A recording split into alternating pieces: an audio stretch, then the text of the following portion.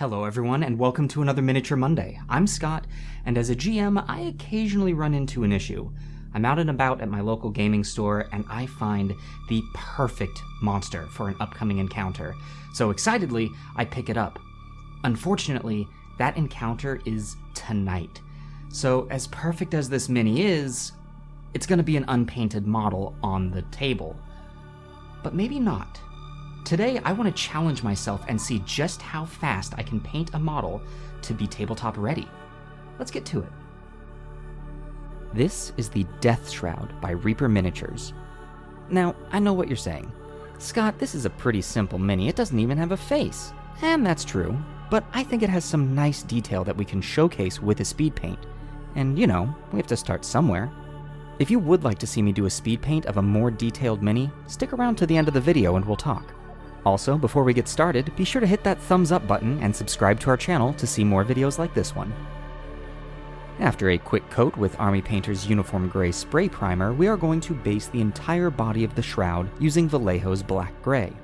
This is going to give us a good dark base color to work up from, and will also make the void where the body should be on this mini nice and eerie. After that, we are going to use Vallejo's Blue to coat everything but the hooded area. Although I am trying to be as thorough as possible here, that dark gray is going to help us hide any crimes that we might have missed during this step.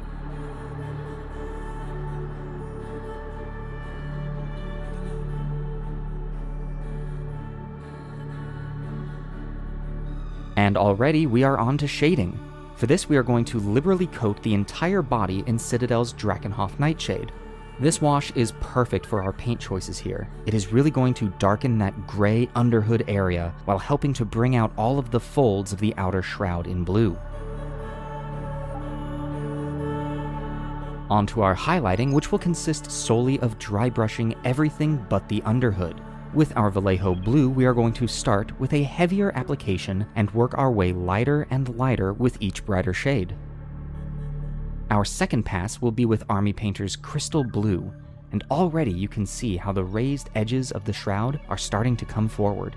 Next up will be Vallejo's Light Turquoise, and at this point we should be at about a medium to light application with our brush.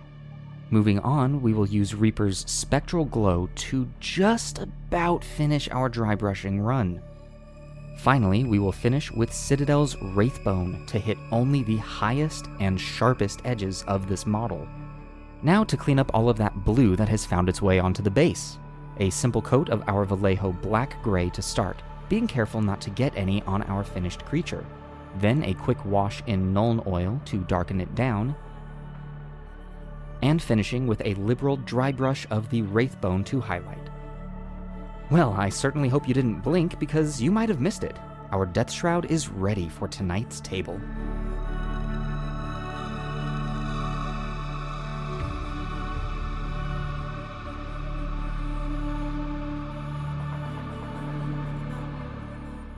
And there we go. We have a mini that is most definitely tabletop ready. And I gotta say, with the amount of time that it took to paint this, it looks great. I love it.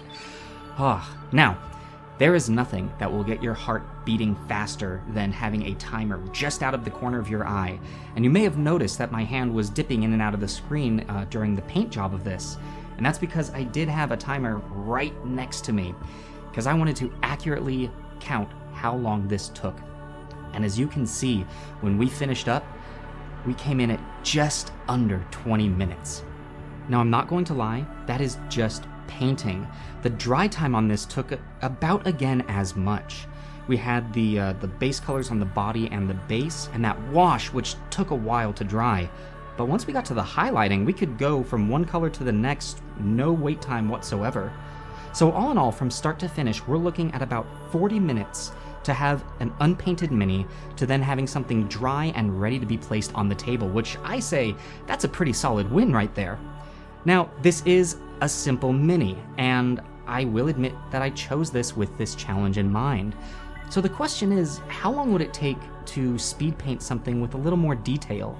Maybe something akin to an NPC or a player character. Well, if you want to see me do that in the future, let me know by liking this video. we're gonna give ourselves a modest goal. If this video hits 25 likes, that will let me know that you want to see me do a speed paint of something more complicated in the future. If you enjoyed this video, also consider subscribing to our channel and hitting that bell icon so that you can be notified anytime a new video comes out. Thank you all so much for watching. Once again, I'm Scott, and I will see you at the next Miniature Monday.